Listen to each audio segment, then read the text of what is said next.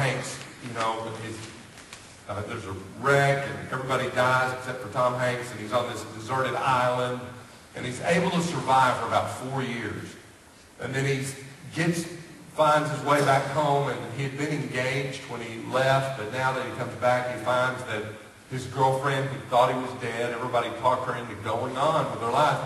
And so she did. She did the healthy thing. She went on with her life.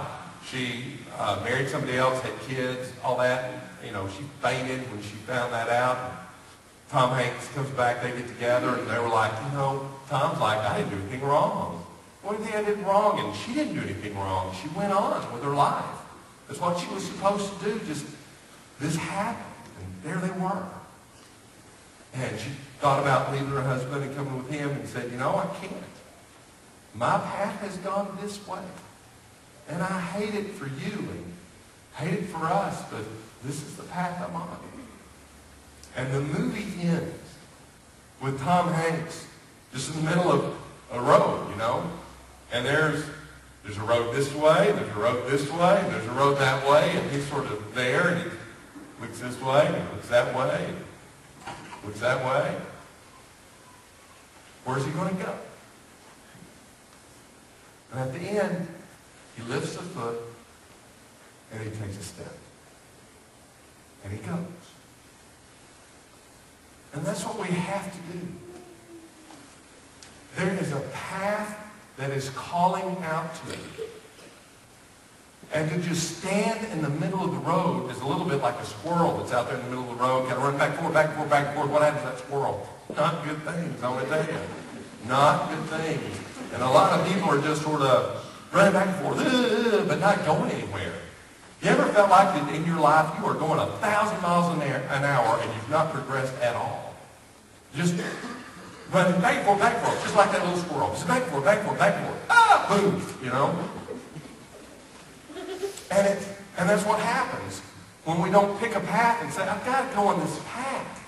I've got to pick this path. I've got to figure out what path I want to be on. And we here today, we want to be on a noble path. And we want to be intentional, and we want to drive a stake in the ground, and we're going to say, I am not going to just be living my life day to day. I'm going to pick a path. A lot of people will turn to 12-step groups, and one of the things about 12-step group is it's one day at a time, one day at a time, one day at a time. But they don't look closer at that. It's one day at a time, but what are they living out one day at a time? 12 steps. Right? 12 steps. There is a path to AA. There's a path to NA. There's a path to those kinds of things. There's step 1. There's step 2. There's step 3. And all the way to step 4, to step 12. And all 12 steps are challenging. They're challenging. And I want to tell you, noble people take up challenges. Give me a challenge. Don't give me an easy downhill slide. Anybody can do that. Give me a steep hill. And let me go up to where I need to be called. To live a noble life. One that's characterized by humility, but also by determination. And by the knowledge that I am dependent upon a God who created me. Noble people develop intentional paths. Look at this quote. I like this one. If you don't know where you're going, any road will get you there. It's not scripture, but it's awfully good, right? It's Alice in Wonderland. If you don't know where you're going, any road will get you there. Which way are you going? Don't know. Well, you're fine. The path you're on then. That's good. That's a good one. Where do you want to go? What do you want to be said of you? What do you want to be said? Forget about what you want other people to say. What do you want to say of yourself? What do you want to say of yourself? The kind of person you are. What do you want to say of yourself? Then get on that road. Here's how Jesus said it. Enter through the narrow gate, for wide is the gate, and broad is the road that leads to destruction, and many enter through it. But small is the gate, and narrow the road that leads to life, and only a few find it. And a lot of people kind of go, well, he's talking about heaven. And so, I've got to go, I got to accept the grace that God gives me to get to heaven. But that's all I can do. Just, accept this grace. It's got to get. That's really not what Jesus is talking about. You and I make it to heaven, not on our own accord, but by the generosity and the graciousness of God. That's the way we make it. That's it. But the word salvation means more than going to heaven. It includes going to heaven, but it's more than that. The word salvation actually means wholeness. To be made whole. Now, I am thankful to God that he saves people that are not whole. He begins saving us. He starts putting us back together when we're completely broken. And if that day comes when we die and we're not made whole here on earth, he'll make us whole in heaven. And that's a glorious thing. But what we're promised is that there is a whole life to be experienced here. And Jesus says, there's not many to find it. Because they're looking for the broad street. And it is a narrow path. A narrow path. A narrow path. Had one of my seminary professors who was a professor of preaching called homiletics. And he said, the hardest thing you'll do in your preaching is to decide from Sunday to Sunday what you're not going to preach on. You got to trim away.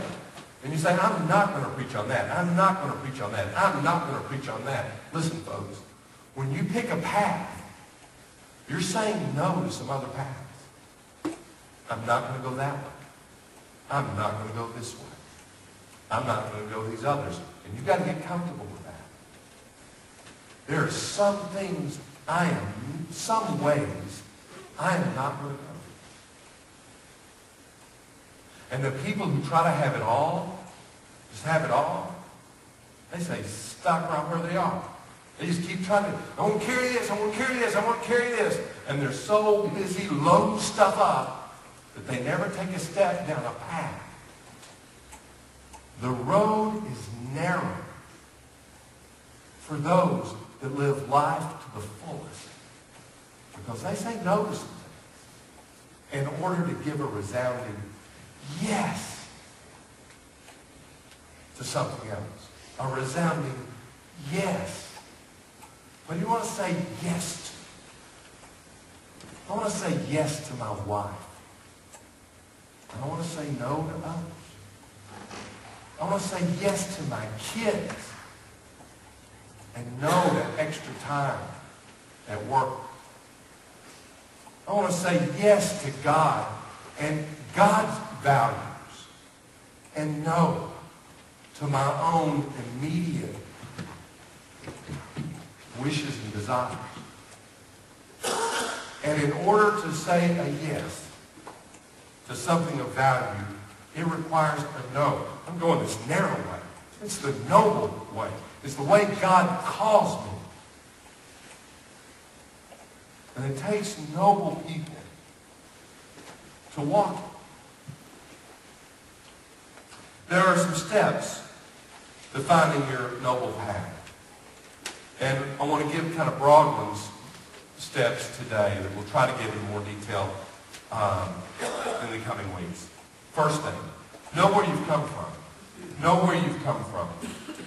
In our men's fraternity thing right now, one of the things that we're doing is looking back at just, our family life and how we lived in our family life. And I want to tell you that's an important deal. And just in our family life and referring back to that, it just brings back a flood of memories. And since we've been doing that in men's fraternity, it's just been amazing how many memories of my home have come back. Good things, noble things, godly things that my family instilled in me. And then also other things that I want to get past and want to do better. And that my mom and my dad both would say, here's some kind of hang-ups we have, and we want to instill enough in you to get past those. It's important to know where you come from. The good things, and also the things that you want to transcend. And one of the things that can be really difficult to do is to go, I want to take a look at this, and if you see any negative things about your family life or anything growing up, You can almost feel guilty